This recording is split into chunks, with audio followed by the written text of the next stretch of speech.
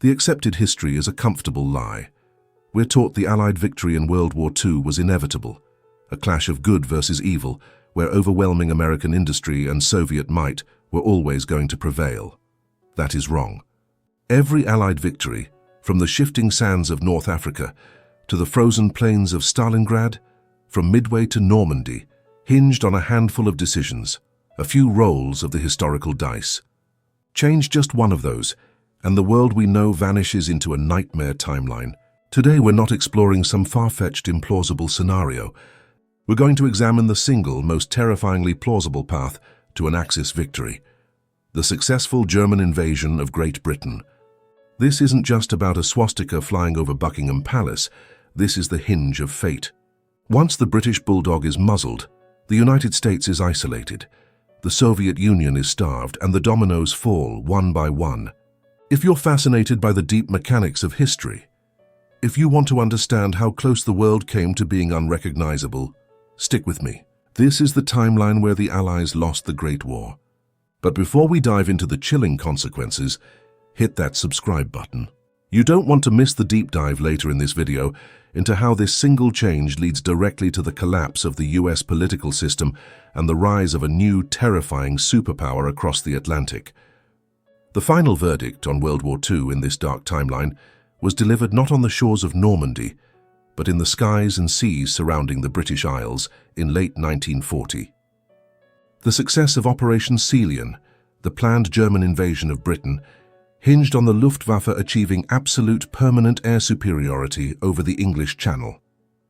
Historically, the German shift from bombing RAF airfields to bombing London in September 1940, a move rooted in Hitler's fury over British retaliatory strikes, gave the RAF the breathing room it needed to survive. In this scenario, that fatal mistake is averted. German Field Marshal Kesselring and Göring maintained their strategic focus on destroying the RAF's core infrastructure, the forward fighter airfields, radar stations, and crucially, the aircraft repair factories. The historical strain on the RAF was enormous. Their pilot losses were becoming unsustainable. By early October 1940, Fighter Command is pushed past its limit. Their replacement pipeline choked off, giving the Luftwaffe the narrow, essential window of air dominance. The invasion is launched under the cover of uncharacteristically prolonged fog and rough weather, providing a natural shield for the vulnerable invasion barges against the superior Royal Navy. Simultaneously, the U-boat fleet, already enjoying success in the Atlantic, is used with devastating effect in the Channel, sinking the few British heavy units attempting to intercept the crossings. The German Wehrmacht, utilizing elite parachute and mountain divisions, establishes unbreakable beachheads near Brighton and Dover. Britain's depleted land forces, which left much of their heavy equipment at Dunkirk, are overwhelmed by the speed and coordination of the Blitzkrieg. The collapse is swift. With London under bombardment and German tanks approaching, Winston Churchill is faced with a stark, impossible choice. Unlike reality, here the government in exile option fails to materialize quickly enough. Churchill and the remaining war cabinet are captured in the defense of the capital. This isn't just a military defeat. It's an instantaneous ideological and psychological victory for the Axis. The loss of the mother country delivers a mortal shock to the Commonwealth. While Canada remains technically loyal, they are isolated, and the vast resources of the Middle East, India, and Africa are now vulnerable. Crucially, the Axis now controls every port and naval base on the entire Atlantic coast of Europe, allowing the U-boat fleet to operate with impunity, effectively sealing the Atlantic and cutting off any meaningful supply lines to the east. This secured Atlantic control is the economic victory the Axis needed to fuel its long-term imperial ambitions. The impact on the Eastern Front is catastrophic. 1. No second front.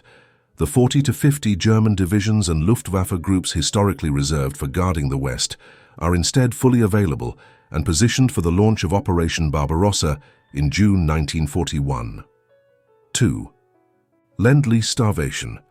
The American Lend-Lease program, which supplied the Soviet Union with thousands of trucks, locomotives, communications gear, and raw materials, is effectively halted. The sea routes via the Arctic and Iran become too dangerous or logistically impossible without Britain as a staging point and convoy protector. Deprived of this logistical lifeline, and facing a numerically and technologically stronger, fully concentrated Wehrmacht, the Soviet defense crumbles rapidly. The lack of modern American trucks severely hampers Soviet mobility. By the brutal winter of 1941, the German advance, now unhindered by a supply crisis, captures Moscow.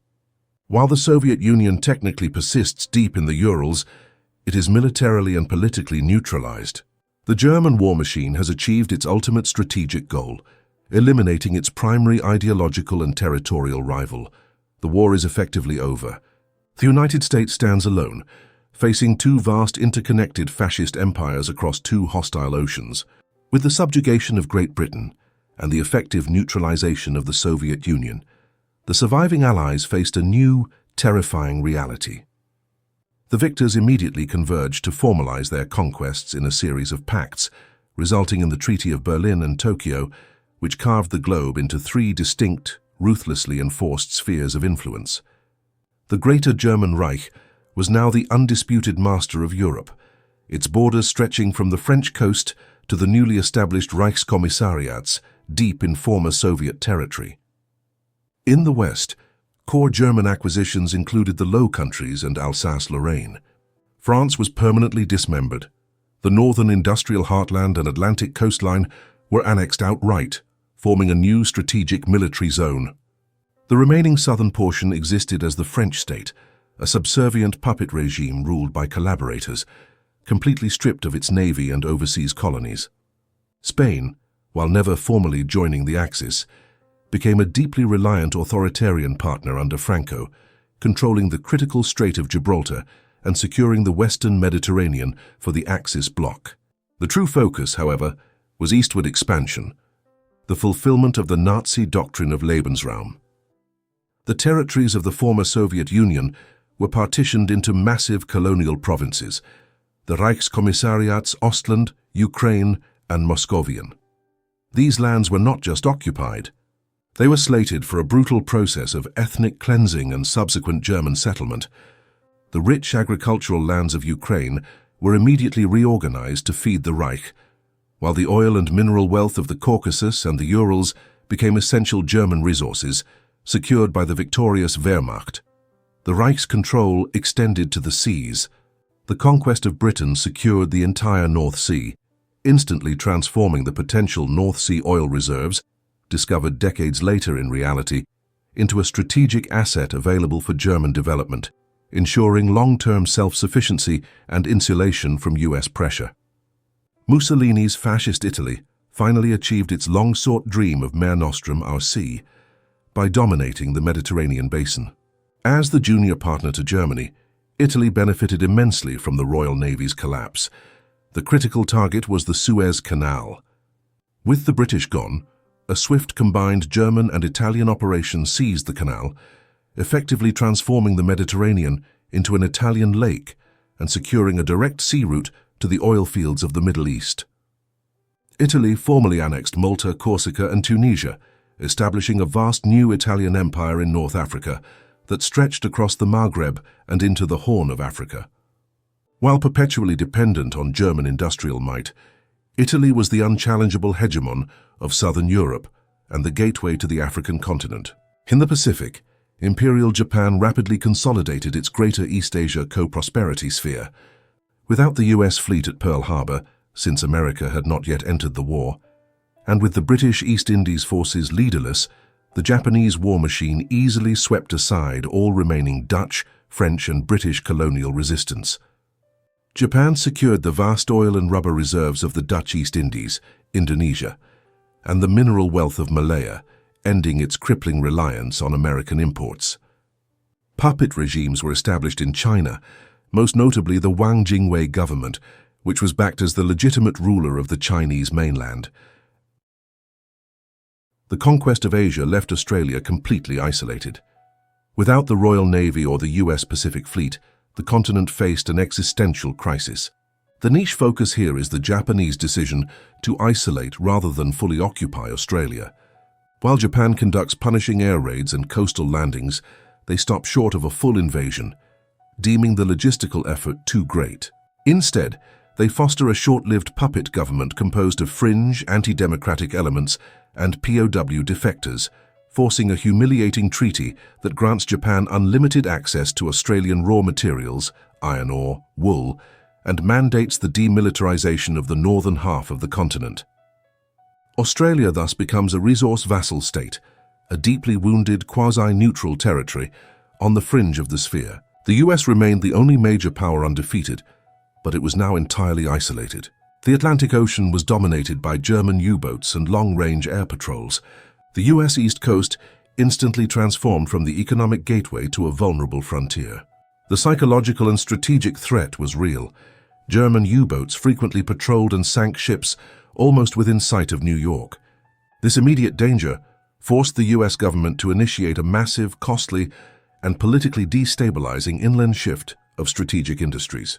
The vibrant, historically outward-looking coastal cities were placed under permanent military alert, fostering a siege mentality that would soon boil over into political and ideological turmoil. With the two fascist titans controlling the world's resources, the United States finds itself in a state of profound, existential shock. It is wounded, humiliated and alone but not defeated.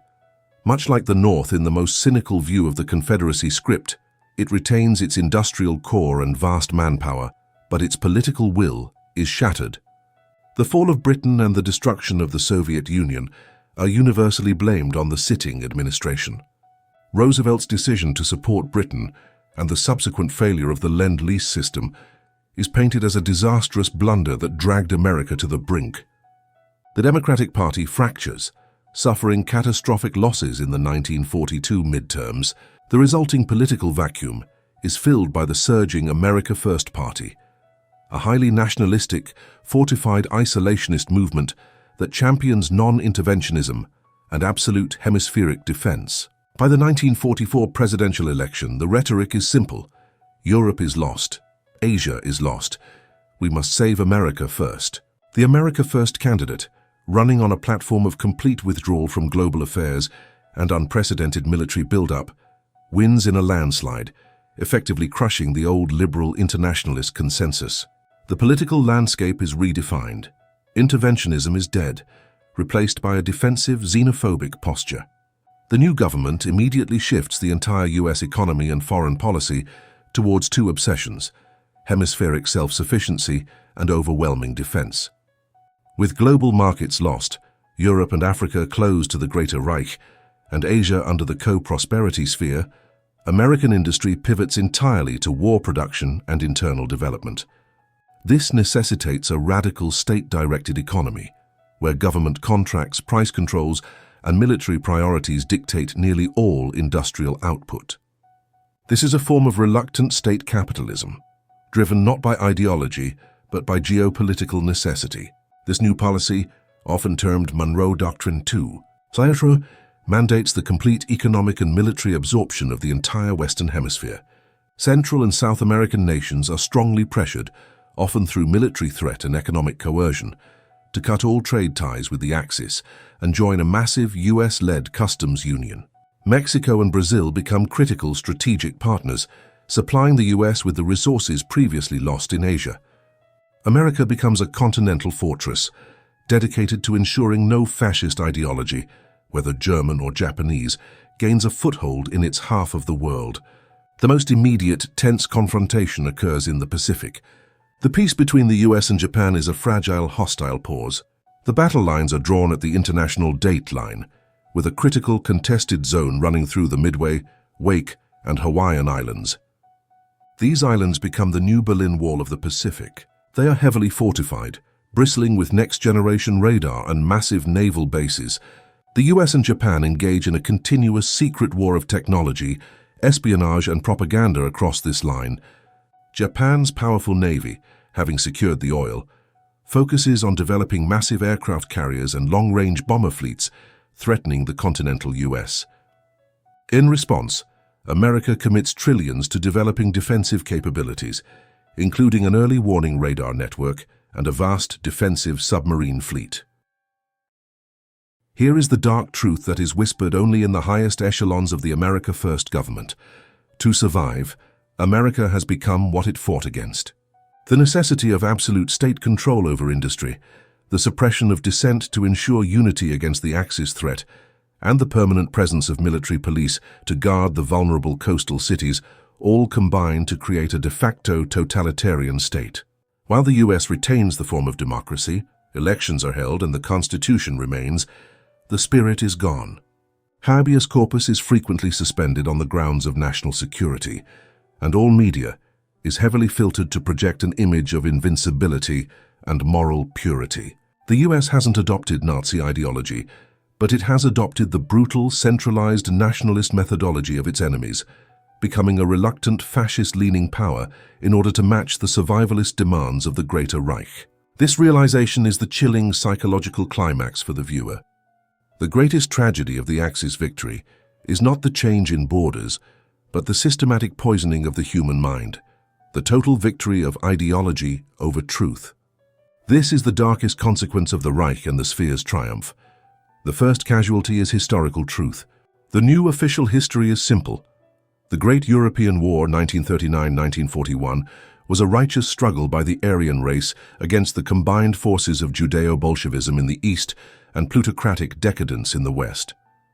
Winston Churchill is recast as a traitorous puppet of international finance, and his capture becomes the ultimate proof of British weakness. The Holocaust is expunged entirely. Textbooks either ignore the fate of European Jews and other victim groups or recast their disappearances as necessary resettlements. The new founding myth is the Blitzkrieg Messiah. Hitler and his inner circle are lionized as the saviors who delivered the Aryan race from the brink, their images placed in every school and office across the Greater Reich. This historical revisionism extends even to antiquity, with attempts to co-opt Roman and Germanic history as precursors to the Nazi state.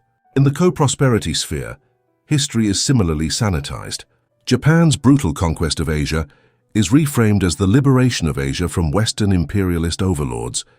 Emperor Hirohito is given even greater divine status, and the narrative focuses solely on racial purity and the sacred mission to unite East Asia under a single benevolent Japanese authority. The Reich's victory removes the moral, financial, and logistical constraints that hampered its most ambitious scientific projects. The Reich's science is terrifyingly advanced. Without the pressure of a two-front war, the V-2 rocket program is rapidly perfected, leading to intercontinental ballistic missile technology years ahead of reality. German scientists focus relentlessly on nuclear technology, racing to develop the first true fission bomb, unburdened by ethical concerns about human testing or resource depletion. Jet technology, like the Messerschmitt Me-262, becomes the standard for all military and commercial air travel across the Reich, creating an infrastructure where German power projects instantly across the conquered continent. This technological superiority leads to the creation of a permanent high-tech surveillance state. The Reich utilizes perfected German radar and early computer technology, like the early Zeus models, to build massive data centers. Every citizen and subject is monitored through identification cards, frequent checkpoints, and state-mandated communications filtering. This is the ultimate unsettling factor, a world defined not by crude military occupation, but by subtle, ubiquitous, and inescapable electronic control, ensuring no organized resistance can ever emerge. The Axis victory imposes a radical cultural revolution. German rapidly becomes the global language, the lingua franca of politics, commerce, and science across Europe and German-controlled Africa. Students in Paris, Amsterdam, and even remote parts, the systematic erasing of specific cultures and the imposition of a singular, state-approved aesthetic is the final step in solidifying the ideological dominance of the victorious powers. The sheer scale of the Axis victory contained the seeds of its own destruction. The marriage of convenience between Nazi Germany and Imperial Japan was based purely on shared enemies, and with those enemies defeated, the alliance began its slow, inevitable decay. The world had simply become too small for two imperial superpowers. The initial peace gave way to a deeply suspicious German-Japanese rivalry. The fundamental cause was control over strategic choke points and raw materials.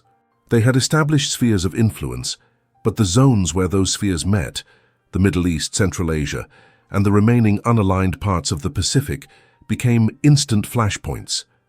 The most explosive point of contention was India. The British collapse left the subcontinent unstable, resource-rich and ideologically contested. Germany, having secured the Middle Eastern oil and wanting to establish a land link with Japan, saw India as critical. Japan viewed India as the western extension of its co-prosperity sphere, a necessary resource base for its massive population. This created a tense, heavily militarized border standoff across Persia and the Indian frontier, mirroring the most dangerous moments of the historical Cold War.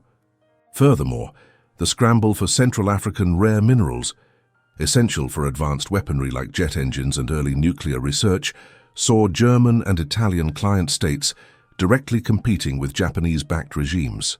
Every trade deal, every railroad construction, and every technological advance was viewed through the lens of preparing for the next, even greater conflict.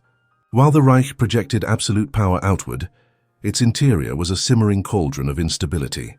The brutal policy of Lebensraum and the systematic purges across the Reichskommissariats created permanent, vast resistance movements. These partisan groups, though unable to overthrow German rule, constantly drained military resources and required massive deployment of the SS and Wehrmacht divisions. More threatening, however, was the succession crisis. The long-term health of the Führer was paramount, and the internal political structure, which was designed around Hitler's supreme authority, offered no mechanism for peaceful transfer of power. Top Nazi figures, like Göring, Himmler and Bormann, began jockeying for position, engaging in brutal, secret internal conflicts that threatened to destabilize the centralized state. This power vacuum, combined with the immense costs of policing the occupied East, placed a definitive time limit on the Reich's complete global dominance. The world settles into a prolonged, tense period known as the German-Japanese Cold Peace, a standoff far more rigid and dangerous than the historical Soviet-American rivalry. The conflict wasn't fought with bombs, but with proxies, ideology, and terrifying displays of technological strength. Proxy wars. Germany supported anti-Japanese forces in Southeast Asia, while Japan quietly backed internal resistance groups in German-occupied Africa. Technological race. Both sides raced to develop the nuclear bomb, the German Uran project versus the Japanese FGO program, and deploy it globally, creating a balance of terror predicated on mutual annihilation. Ideological clash. The hyper-racial land-based imperialism of the Reich found itself fundamentally incompatible with the pan-Asian maritime imperialism of the sphere. The fate of the United States in this Cold Peace is to become the crucial swing power, a potential wounded giant that either of the two titans might court or conquer. But the primary tension is now squarely centered between Berlin and Tokyo. This is the end of the beginning. The Allied powers are defeated, but the Axis powers, unable to share their ill-gotten spoils, are now staring down the barrel of a war for global supremacy. The question remains, what name would this final conflict be given? The zero-sum war? The war of the setting suns? Drop your best geopolitical term for the German-Japanese final showdown in the comments below, because next time, we're detailing the inevitable clash that ends the thousand-year Reich. We've spent 25 minutes charting the collapse of the Allied world, detailing the chilling triumph of the Greater German Reich and the Imperial Japanese sphere. We saw how one change, the success of Operation Celian, didn't just win a battle, it shattered the global order. The ultimate lesson here for the dedicated history enthusiast is not the might of the Axis, but the profound fragility of our own historical outcome. The world of German superscience, pervasive surveillance, and the complete suppression of individual liberty was not some distant fever dream. It was merely a single, successful tactical shift away from reality. Every event we hold as inevitable, the perseverance of the RAF, the resilience of the Soviet winter, the entry of the United States, was a moment where the dice of fate fell in our favor. The Allied victory was a statistical miracle, a razor-thin margin separating our messy, free yet imperfect world from the stark, totalitarian nightmare we've just explored. The good news? The Axis powers, those two ideological titans, are now locked in a desperate, paranoid struggle for global supremacy. They defeated the common enemy, but they cannot defeat human ambition and geopolitical necessity. That tension, that desperate race for nuclear parity and resource control, is the final stage of this dark history. We've charted the collapse, but the ultimate conflict has yet to be named. I want to know your thoughts. We've entered the German-Japanese Cold Peace, a battle for the soul of the planet, fought across Persia, the Pacific, and the labs of nuclear scientists. What term would the historians of this dark timeline use to describe this final, terrifying rivalry? Would it be the zero-sum war, the war of the setting suns, or something even more ominous, like the conflict of the black and rising suns? Let me know your best name for the German-Japanese Cold War in the comments below. I'll be reading and replying to the most accurate and creative geopolitical takes. Thank you for exploring this terrifying alternate timeline with me.